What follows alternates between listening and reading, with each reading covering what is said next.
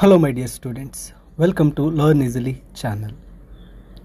Never Give In, a speech given by Winston Churchill. ಕನ್ನಡದ ಸಾರಾಂಶ. ಇಲ್ಲಿ ವಿನ್ಸ್ಟನ್ ಚರ್ಚಿಲ್ ರವರು ನೀಡಿರ್ತಕ್ಕಂಥ ನೆವರ್ ಗಿವ್ ಇನ್ ಈ ಒಂದು ಭಾಷಣದ ಕನ್ನಡದ ಸಾರಾಂಶ ಹಾಗೆ ಇಂಗ್ಲಿಷ್ ಸಮರಿ PDF ಸಹ ನಿಮಗಾಗಿ. ನೀವಿನ್ನೂ ಲರ್ನ್ ಈಸಿಲಿ ಚಾನಲ್ಗೆ ಸಬ್ಸ್ಕ್ರೈಬ್ ಮಾಡ್ಕೊಳ್ಳದೇ ಇದ್ದಲ್ಲಿ ಕೂಡಲೇ ಸಬ್ಸ್ಕ್ರೈಬ್ ಮಾಡಿ ಅಂತ ತಿಳಿಸುತ್ತಾ, ವಿನ್ಸ್ಟನ್ ಚರ್ಚಿಲ್ ಇವರು ಒಬ್ಬ ಬ್ರಿಟಿಷ್ ಅಧಿಕಾರಿ, ಮಿಲಿಟರಿ ಆಫೀಸರ್ ಆಗಿರ್ತಾರೆ. ಹಾಗೆ prime minister of United Kingdom 1940ರಿಂದ 45ರವರೆಗೂ ಪ್ರೈಮ್ ಮಿನಿಸ್ಟರ್ ಆಗಿರ್ತಕ್ಕಂಥ ವಿನ್ಸ್ಟನ್ ಚರ್ಚಿಲ್ ರವರು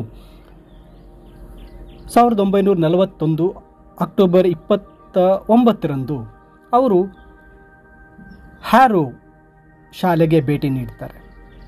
ಆ ಸಮಯದಲ್ಲಿ ಆರೋ ಶಾಲೆಯಲ್ಲಿ ನೆವರ್ ಗಿವ್ ಇನ್ ಅಂತಕ್ಕಂತಹ ಒಂದು ಸ್ಪೀಚನ್ನು ನೀಡ್ತಾರೆ. ನೆವರ್ ಗಿವ್ ಅಪ್ ಇದೆ. ನೆವರ್ ಗಿವ್ ಅಪ್ ಅಂದರೆ ನಮ್ಮ ನಂಬಿಕೆಯನ್ನು ಕಳ್ಕೋಬಾರ್ದು ಅಂತ. ಆದರೆ ನೆವರ್ ಗಿವ್ ಇನ್ ಅಂದರೆ ನೆವರ್ ಸರೆಂಡರ್ ಅಂತ. ಯಾವುದೇ ಕಾರಣಕ್ಕೂ ನೀವು ಸರೆಂಡರ್ ಆಗಬಾರ್ದು, ಯಾವುದೇ ಕಾರಣಕ್ಕೂ ಬಂದಿ ಆಗಬಾರ್ದು ಅಂತಕ್ಕಂತಹ ಒಂದು ವೆರಿ ಮೋಟಿವೇಶ್ನಲ್ ಸ್ಪೀಚನ್ನು ನೀಡ್ತಾರೆ.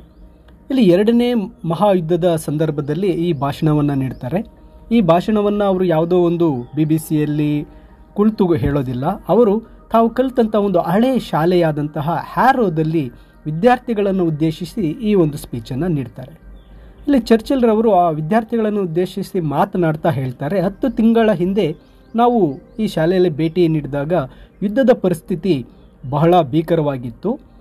ಈಗಿನ ಪರಿಸ್ಥಿತಿಗೆ ಹೋಲಿಸಿದರೆ ಆ ಒಂದು ಯುದ್ಧದ ಪರಿಸ್ಥಿತಿ ತುಂಬ ಭೀಕರವಾಗಿತ್ತು. ಇಲ್ಲಿ ಆ ಒಂದು ಭಾಷಣದ ಪ್ರಾರಂಭದಲ್ಲಿ ಅವರು ಹೇಳ್ತಾರೆ, ಏನಪ್ಪ ನೆವರ್ ಗಿವ್ ಇನ್, ಎಂದಿಗೂ ಸಹ ಬಿಟ್ಕೊಡ್ಬೇಡಿ, ಸರೆಂಡರ್ ಆಗಬೇಡಿ ಅಂತಕ್ಕಂಥದ್ದನ್ನು ಹೇಳ್ತಾರೆ. ಕಳೆದ 1 ವರ್ಷದಲ್ಲಿ ಜಗತ್ತಿನಲ್ಲಿ ಅನೇಕ ಭಯಾನಕ ಘಟನೆಗಳು ಸಂಭವಿಸಿವೆ. ಬಹಳಷ್ಟು ದುರದೃಷ್ಟವಾದ ಘಟನೆಗಳು ನಡೆದಿದೆ. ಆದರೆ ಅಕ್ಟೋಬರ್ ತಿಂಗಳಲ್ಲಿ ಕುಳಿತಿರುವ ಯಾರಾದರೂ ಸರಿ 10 ತಿಂಗಳ ಹಿಂದೆ ನಮ್ಮ ದೇಶ, ನಮ್ಮ ಮನೆ ಪರಿಸ್ಥಿತಿ ಆದ ಅದ್ಭುತವಾದಂತಹ ಒಂದು ಡೆವಲಪ್ಮೆಂಟ್ ನೀವು ಗಮನಿಸಿದ್ದೀರಾ ಅಂತ ಇಲ್ಲಿ ಪ್ರಶ್ನೆ ಮಾಡ್ತಾರೆ. ಅವರು ಹೇಳ್ತಾರೆ, ಕಳೆದ ಬಾರ ನಾನು ಇಲ್ಲಿಗೆ ಬಂದಾಗ ನಾವು ಸಂಪೂರ್ಣವಾಗಿ ಒಂಟಿಯಾಗಿದ್ವಿ. ಸುಮಾರು 5-6 ತಿಂಗಳ ಹಿಂದೆ ಇದ್ವಿ. ನಮ್ಮಲ್ಲಿ ಸಾಕಷ್ಟು ಆಯುಧಗಳಿರಲಿಲ್ಲ. ಆದರೆ ಇಂದು ನಾವು ಅಷ್ಟು ಏನು ಕಳಪೆಯಾಗಿ ಅಂದರೆ ಸಜ್ಜುಗೊಂಡಿಲ್ಲ ಅಂತಲ್ಲ. ಆದರೂ ಆಗ ನಾವು ತುಂಬ ದುರ್ಬಲರಾಗಿದ್ವಿ. 10 ತಿಂಗಳ ಹಿಂದೆ ನಾವು ತುಂಬ ದುರ್ಬಲರಾಗಿದ್ವಿ. ಶತ್ರುಗಳು ನಮಗೆ ಬಹಳಷ್ಟು ಬೆದರಿಕೆಯನ್ನು ಇಟ್ಟಿದ್ರು, ವಾಯುದಾಳಿಯನ್ನು ಮಾಡಿದ್ರು. ನಾವು ಸಹ ದಾಳಿಯನ್ನು ಇಲ್ಲಿ ಕುಳಿತು ಅನುಭವಿಸಿದ್ದೀವಿ. ನೀವು ಸಹ ವಿದ್ಯಾರ್ಥಿಗಳು ಹೇಳ್ತಿದ್ರೆ ಆ ದಾಳಿಯನ್ನು ನೀವು ಸಹ ಅನುಭವಿಸಿದ್ದೀರಿ. ಆದರೆ ಈಗ ಯಾವುದೇ ತೊಂದರೆ ಇಲ್ಲ. ಇಲ್ಲಿ ಒಂದು ದೀರ್ಘವಾದಂತಹ ಒಂದು ವಿರಾಮ ಬಂದಿದೆ. ಸೊ ನಾವು ಕಡಿಮೆ ಅವಧಿ ಬಹಳ ಒಂದು ಇಂಟೆನ್ಸ್ ಪ್ರಾಬ್ಲಮ್ಸನ್ನು ಫೇಸ್ ಮಾಡಿದ್ವಿ, ತೀಕ್ಷ್ಣವಾದಂಥ ಸವಾಲುಗಳನ್ನು ಎದುರಿಸಿದ್ವಿ. ಹೇಗೆ ಸಿದ್ಧರಾದ್ವಿ ಅದೇ ರೀತಿ ಈ ಒಂದು ಕಠಿಣ ಸವಾಲುಗಳನ್ನು ಎದುರಿಸಲು ಸಹ ನಾವು ಸಿದ್ಧರಾಗಿರಬೇಕು. ಬ್ರಿಟಿಷರು ಸಾಮಾನ್ಯವಾಗಿ ಕೊನೆಯ ಹಂತದಲ್ಲಿ ಉತ್ತಮವಾಗಿ ಕಾರ್ಯನಿರ್ವಹಿಸ್ತಾರೆ ಅಂತ ಹೇಳ್ತಾರೆ. ಅವರು ಕ್ಷಣ ಕ್ಷಣಕ್ಕೂ ಬದಲಾಗುವಂತಹ ಈ ಒಂದು ಬಿಕ್ಕಟ್ಟುಗಳನ್ನು ಯಾವುದೇ ಕಾರಣಕ್ಕೂ ಈ ಸಮಸ್ಯೆಗಳನ್ನು ನಿರ್ಲಕ್ಷ್ಯ ಮಾಡೋದಿಲ್ಲ. ಪ್ರತಿದಿನವೂ ಯುದ್ಧದಲ್ಲಿ ದೊಡ್ಡ ದೊಡ್ಡ ಅವಕಾಶಗಳು ಬರಬಹುದು, ಆದರೆ ಅವುಗಳನ್ನು ಅವರು ನಿರ್ಲಕ್ಷ್ಯ ಮಾಡಲ್ಲ. ಆದರೆ ಒಮ್ಮೆ ಅವರು ಒಂದು ಕೆಲಸವನ್ನು ಮಾಡಬೇಕು, ಅದನ್ನು ಪೂರ್ಣಗೊಳಿಸಬೇಕು ಅಂತ ನಿರ್ಧರಿಸಿದರೆ ಅದು ಒಂದು ತಿಂಗಳುಗಳಾಗಿರಲಿ, ವರ್ಷಗಳೇ ತೆಗೆದುಕೊಂಡ್ರೂ ಸಹ ಅದನ್ನು ಮಾಡೇ ಮಾಡ್ತಾರೆ. 10 ತಿಂಗಳ ಹಿಂದಿನ ಒಂದು ಸಭೆಯನ್ನು ನೆನಪಿಸ್ಕೊಂಡು ಅವರು ಹೇಳ್ತಾರೆ, ಇಲ್ಲಿ ಜಯ ವಿನ್ನಿಂಗ್ ಅಂತಕ್ಕಂಥದ್ದು ಮತ್ತು ಆ ವಿಜಯವನ್ನು ನಾವು ಭೇಟಿಯಾಗಬೇಕಾದ್ರೆ ಒಂದು ದುರಂತವನ್ನು ಸಹ ಭೇಟಿಯಾಗಬೇಕಾಗತ್ತೆ.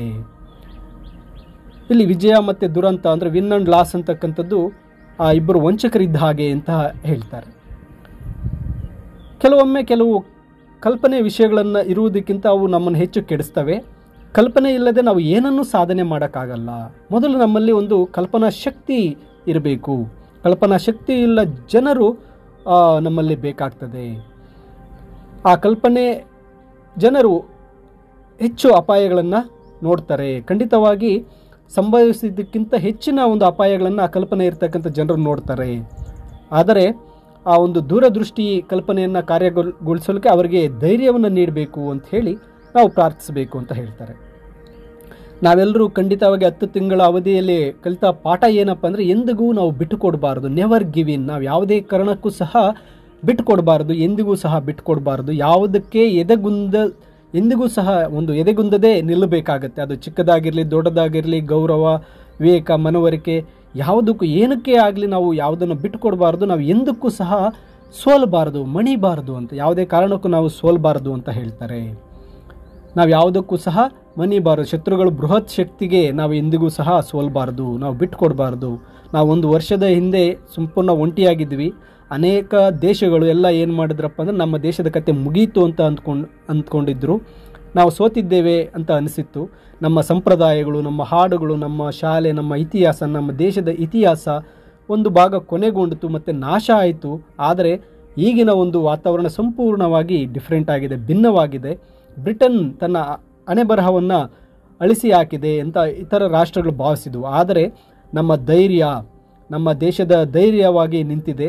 ಯಾವುದೇ ಹಿಂಜರಿಕೆ ಇಲ್ಲ, ಬಿಟ್ಟುಕೊಡುವಂಥ ಆಲೋಚನೆ ಇರಲಿಲ್ಲ. ಹೊರಗಿನವರಿಗೆ ಇದು ಒಂದು ಪವಾಡವಂತೆ ಕಂಡರೂ ನಾವು ಎಂದಿಗೂ ಅವಮಾನ ಪಡಲಿಲ್ಲ. ನಾವು ಗೆಲ್ಲಲು ಕೇವಲ ಪರಿಶ್ರಮ ವಹಿಸಿದರೆ ಸಾಕು ಎಂಬ ಒಂದು ಮನಸ್ಥಿತಿಯಲ್ಲಿ ನಾವಿದ್ದೇವೆ ಅಂತ ಹೇಳಬಲ್ಲೆ ಅಂತ ಹೇಳ್ತಾರೆ. ಇಲ್ಲಿ ಆ ಮಕ್ಕಳನ್ನು ಕುರಿತು ಹೇಳ್ತಾರೆ, ನೀವು ನನಗೋಸ್ಕರ ಒಂದು ಶಾಲಾ ಗೀತೆಯನ್ನು ಹಾಡಿದಿರಿ, ಅದರಿಂದ ನನಗೆ ತುಂಬ ಕೃತಜ್ಞನಾಗಿದ್ದೇನೆ. ಆದರೆ ಆ ಒಂದು ಹಾಡಿನಲ್ಲಿ ಒಂದು ಪದವನ್ನು ನಾನು ಬದಲಾಯಿಸಲು ಬಯಸ್ತೇನೆ ಅಂತ ಹೇಳ್ತಾರೆ.